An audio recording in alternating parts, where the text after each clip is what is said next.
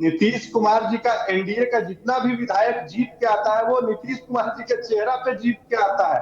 वो 243 सीटों पे चुनाव उनके चेहरा पे लड़ा जाता है। तो इसके लिए आप चिंता मत करिए, बिहार की जनता बड़ी समझदार है और वो बहुत सोच समझ के तय करती है। उड़ती हुई चिड़िया को तो वो बिल्कुल भी हड्डी लगाती है, इसमें कहीं कोई दुराई नहीं है। मीडिया में आप बने हैं, मीडिया पे बने रहिए, इसमें कहीं कोई दिक्कत नहीं है। आपको शुभकामनाएं, आप अभी संघर्ष करिए। लेकिन बिहार की जनता ने तो एनडीए के अलायंस के प्रति उन्होंने अपना जनादेश दे दिया। महेश जी, महेश जी, महेश जी, महेश जी, हमको तो लगा कि महेश मोदी जी जी के चेहरे पर लड़ रहे हैं आप लोग। तो आज मालूम चला मोदी जी जानेंगे तो बड़ा उनको दुख होगा। नहीं नहीं, मैं महेश जी से एक सवाल पूछना चाह रहा आपका हूँ। काम ही है सनसनी फैलाना, इसके अलावे तो नहीं आप नहीं, कुछ कर नहीं सकते। एक सवाल मैं आपसे पूछना चाहूंगा महेश जी। ये भी चर्चा बड़ी जोरों पर है, रिजल्ट आने दीजिए, आरजेडी जेडीयू की गुप्त वार्ता हो रही है, इसकी हकीकत क्या है जरा ये भी बता दीजिए। एनडीए की ही सरकार बनेगी या नीतीश जी की सरकार बनेगी? सच्चाई क्या है जरा बता दीजिए। एनडीए में भी नीतीश जी और एनडीए में नहीं रहे नीतीश जी, फिर से नीतीश जी, मतलब 2025 से 30 सिर्फ नीतीश, यही सच्चाई है या एनडीए की सरकार बनेगी ये सच्चाई है?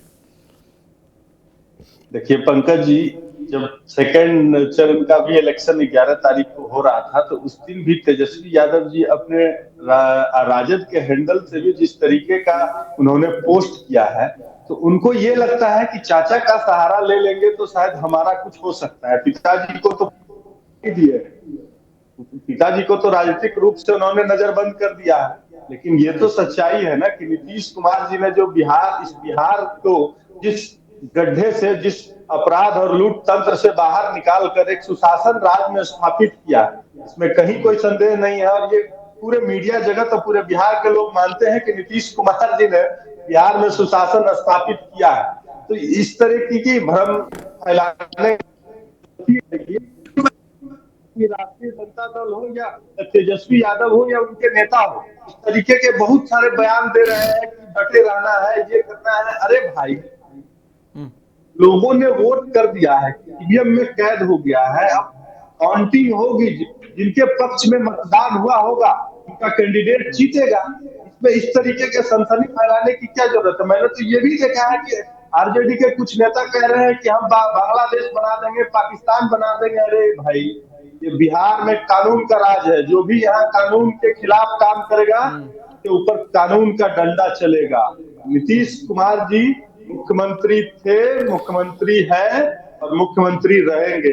ठीक है, आपने इशारा किया है एसआईआर की तरफ, क्योंकि ये बात चर्चे में थी भी कि अगर रिजल्ट उस हिसाब से नहीं आता है तो सर आपको क्या लगता है कि फिर नहीं वो इशारा, ऐसे बयान आए थे, इशारा ये 2020 की तरफ कर रहे हैं कि अगर आप मैनिपुलेट करने की कोशिश करेंगे तो हम नेपाल बना देंगे और बांग्लादेश बना देंगे।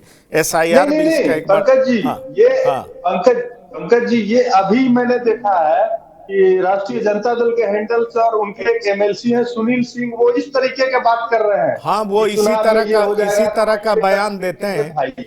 अरे इसी तरह का बयान देते हैं भाई, यही इसी तरह का बयान देते हुए वो मुंह बोले भाई लगातार रेलिवेंस बनाए हुए हैं ना। आप समझिए, नेताओं की भी बड़ी बहुत चीज की जरूरत पड़ती है उनको, वो कैसे इतना इम्पोर्टेंट बने करना चाहिए पंकज जी कि शांति से जो जनादेश आएगा उसको एक्सेप्ट करना चाहिए। चलिए, बताइए ना। नहीं बिल्कुल एक्सेप्ट करना चाहिए और करना भी चाहिए, सबको करना चाहिए, सबको करना चाहिए। मैं फैजान अहमद सर से फाइनल सवाल, और मुझे लगता है एक लाइन में जानना चाहूंगा, एक लाइन में जानना चाहूंगा कि आपकी नजर में किसका पलड़ा भारी दिखाई पड़ता, अगर मैं आपसे ये सवाल करूं, किसकी सरकार बनती हुई दिखाई पड़ रही?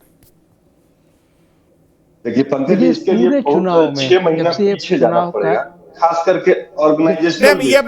ये मैं फैजान अहमद साहब से पूछ रहा हूँ, किसकी सरकार बनती हुई देख रहे हो?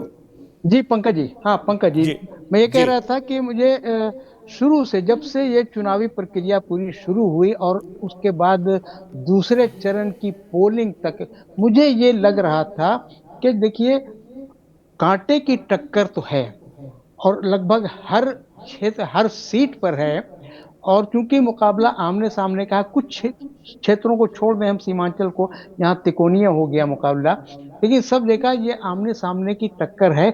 इसमें मुझे थोड़ी बढ़त या एज कहें वो एनडीए को लग रही थी शुरू से। उसके अलग अलग कारण हो सकते हैं, लेकिन अगर कोई आज ये कहे कि एक तरफा है या लैंडस्लाइड है किसी की, तो मैं इसको नहीं मानता हूं। मैं आज भी यही कह रहा हूं कि मुकाबले की टक्कर है, इसमें एनडीए को थोड़ी बढ़त है। चलिए।